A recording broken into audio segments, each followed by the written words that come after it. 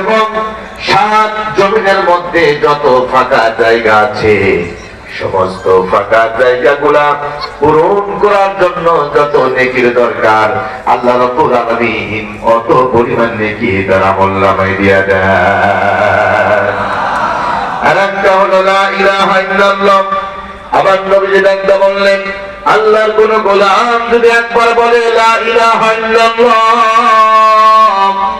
7 আকাশ এবং 7 জমিনের মধ্যে যত জড় পদার্থ আছে, পাহাড় পর্বত নদী নালা খাল বিল মহাসমুদ্র চন্দ্র সূর্য গ্রহ নক্ষত্র